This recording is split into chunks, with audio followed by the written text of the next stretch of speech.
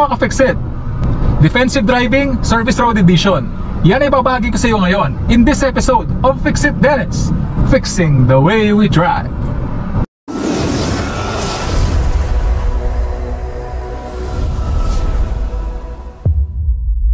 For today's episode quote, mga ka-Fixit, one of life's hardest tests is having the patience to wait for the right moment, not knowing that sometimes when things are falling apart, they actually falling into the right place. Lesson for this: be at ease, knowing that what was meant for us will never miss us, and what misses us was never meant for us in the first place. Just keep moving forward, staying patient, and think positive thoughts, mga ka-Fixit. So yung episode natin ngayon, mag-focus tayo sa defensive driving on service road, mga ka-Fixit. So nandito tayo sa San Jose, Dasmariñas, Cavite. So lalabas ako ngayon dito sa kalsada. Importantly, naka-seatbelt po tayo. Okay? At ready na po tayo magpaarangkada. So naka-brake pedal ako, disengage ko yung ating handbrake para sigurado hindi aandar ang ating sasakyan. Clutch all the way down. First gear. Sisignal ako pa kaliwa. Titignan ako sa akin door mirror kapag clear na, pwede na tayo lumabas safely. And kailangan na natin umalis sa sidewalk. Pasensya na po sa mga naabala ko dyan sa sidewalk na dumadaan dyan. Okay? So sa mga ganitong pagkakataon, mga ka-Fixit, be as defensive driver, kagaya niyan, may lalabas sa kalsada ng motor, so pagbigyan nyo na dahil nakapasok na rin siya sa linya. Pag mga ganito pedestrian lane sa harapan ng school, huminto kayo kapag merong tatawid na estudyante. Much better na huminto kayo kaysa pilitin ninyong lampasan yung pedestrian lane na meron tatawid. Baka mamaya, lalong-lalo na kapag kabata, minsan biglang tumatakbo yan. So as a defensive driver, at dahil ayaw natin makadisgrasya, pagbigyan nyo na, paunahin nyo na makatawid. Okay, mga ka-Fixit? Yeah, kagaya yung mga tumatawid kahit wala sa pedestrian lane. Ganyan talaga dito sa service road. Maraming tumatawid kahit hindi sa pedestrian lane. Okay, kung mapapansin niyo, labasan nga ng mga estudyante ngayon dahil mag-aalas 12 na. So as a defensive driver, mga ka-Fixit, we are maintaining a safe distance doon sa mga sasakyan na nasa unahan. Okay? So lalong-lalo na kapag kagaya niyan, jeepney. So maintain your safe distance dyan sa mga public utility vehicles. Dahil hindi lamang dahil ayaw natin sila mabangga, no, kundi dahil nag-i-stop and go yan. Syempre pumipick up ng pasahero yan. So may mga pagkakataon na bigla yung tatabi sa kalsada para pumick up ng pasahero o magbaba ng pasahero. So dapat may safe distance tayo para pwede tayong mag-overtake sa kanya kung kinakailangan. Basta safe opportunity, mga ka-Fixit. Okay? So sa mga ganitong pagkakataon, lalong-lalo na pag-service road, marami pong eskwelahan dito. Lalong-lalo na pag oras ng labasan, oras ng pasukan. Dapat alam nyo yan sa lugar na kung saan kayo. Maraming batang naglalakad sa gilid ng kalsada, maraming batang tumatawid. So be very careful. Alam niyo bang may mga bansa na kapag ka nakadisgrasya ka ng estudyante, no, napakabigat ng parusa. Okay? So dito rin naman sa atin, mahigpit din naman, no? Pero ultimately, what's my point about this? Ingatan po natin na huwag tayong mga disgrasya, lalong-lalo na kapag mga bata, mga estudyante. Ayan, pag pedestrian lane, pagbigyan natin pag may tatawid. Okay? At busy yung kalsada na ito. Kita nyo naman, marami nagsusundo, nag-pick up ng kanilang susundo yung estudyante. So drive slow, no? Importante sa mga ganyang klase ng pagkakataon. Okay? So pag service road, ang speed lang natin ultimately 40 kilometers per hour, 30-40 kilometers per hour, no? Max na yun. Don't go beyond your driving limit, or don't speed up masyado kapag mga ganitong kalsada, kasi masikip yung kalsada at may mga tumatawid, no? So kapag masyado kasi mabilis yung takbo natin, mas mahihirapan tayong pahintuin yung ating sasakyan at a given speed, no? Pero kung tama yung speed natin para sa particular na kalsada dinadaanan natin, mapapahinto natin yun ng tama. Okay? Kaya kagaya niyan, nasa likuran tayo ng jeepney. So we are at a safe distance, about 2 cars away. So just in case bigla siyang huminto, makakamaneuver ako para mag-overtake sa kanya safely. Basta wala akong kasalubong at wala rin namang mabilis na sasakyan sa likuran ko. Okay, mga ka-Fixit? So very important sa mga ganitong pagkakataon, stay calm and focus, no? Be ready sa kung ano mang pwedeng mangyari. Actually, kung delikadong maneho sa expressway, delikado rin po magmaneho dito sa mga ganitong klase ng kalsada, no, service road, dahil nandito po lahat. Andyan ang pedestrians, nandyan ang mga motor, pedicab, tricycle, At meron ding truck, jeep, yan.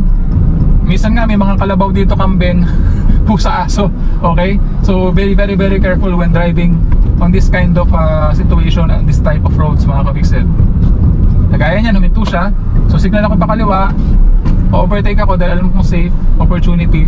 Okay? Kita mo yon. So meron tayong safe distance at nakamaneuver ako safely pa-overtake dun sa jeepney kasi nakita ko nga siya, nag-brake siya and nag-maneuver siya pakanan para mag-pick up or magbaba ng pasahero. Okay? So ito, dadaan muli tayo sa isa pang school, sa bang elementary school. So nakikita ko busy nga yung junction na yan, tapos paliko pa to, kaya pagka nagparada na dyan yung mga susundo ng estudyante, kaya nagta-traffic na dito sa senaryo na to. So ingat lang, ingat sa pagmamaneho para hindi tayo makasagi ng bata at kung sino man pong nagsusundo sa kanila. Okay?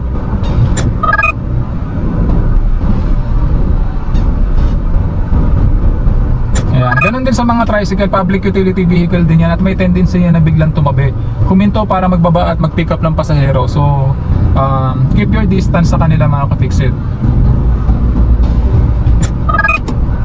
Actually, as I mentioned a while ago, keep your distance sa mga sasakyan na nasa unahan, no?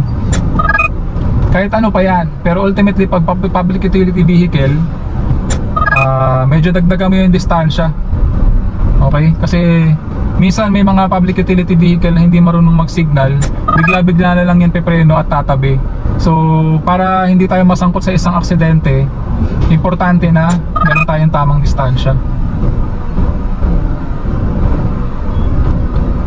Yan. So pag safe na, we could proceed na, no?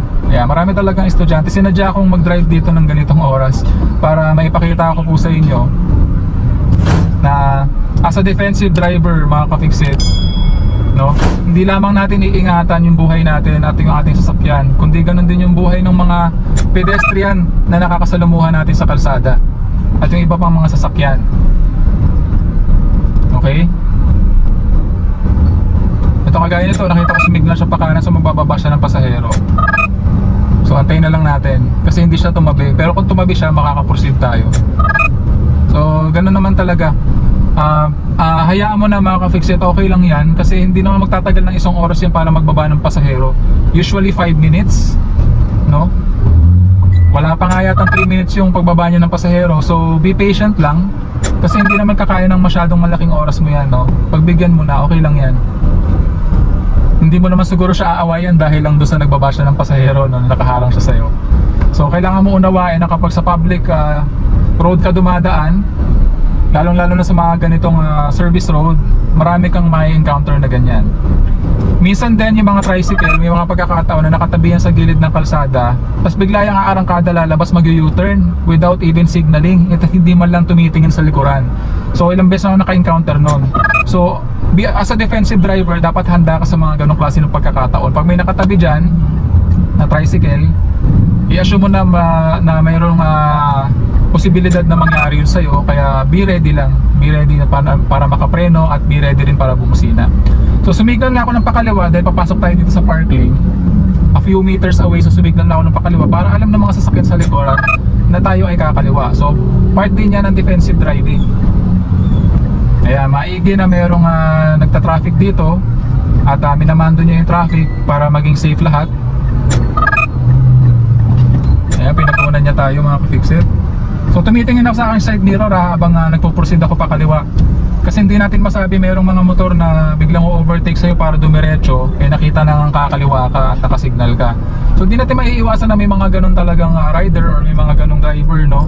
So as a defensive driver, nag-iingat tayo, nandun na tayo, pero may mga pagkakataon na makaka-encounter tayo ng rider or driver na hindi nag-iingat. Kaya be defensive lang, be a defensive driver lang, na i-assume mo na may mga ganong rider at driver para handa ka. Be always calm and ready habang nagmamaneho. Okay, mga ka-fixed? So nandito na tayo sa loob ng subdivision. Ultimately, kung paano ka nagmaneho sa service road, ganun din naman sa mga subdivision. Pero i-observe mo yung maximum speed limit kapag nasa subdivision ka, kasi usually dapat sa subdivision mas mabagal kang magmaneho. Okay yan, around 20 kilometers per hour. Yan, safe na yan. Kasi kung maraming tumatawid sa service road, mas maraming tumatawid sa subdivision, kaya mas mag-iingat ka. Okay, mga ka-fixed? So palaging tatandaan na walang sino man ang pinanganak na magaling. Kailangan natin ng sapat na panahon at pagsasanay upang maging magaling tayo sa anumang bagay. And that concludes our episode for the day. I do hope na sana may natutunan ka sa video episode natin ngayong araw. Kung hindi ka pa subscriber ng channel ko, please consider subscribing. Please like, leave a comment, and share my videos para makatulong din po sa iba.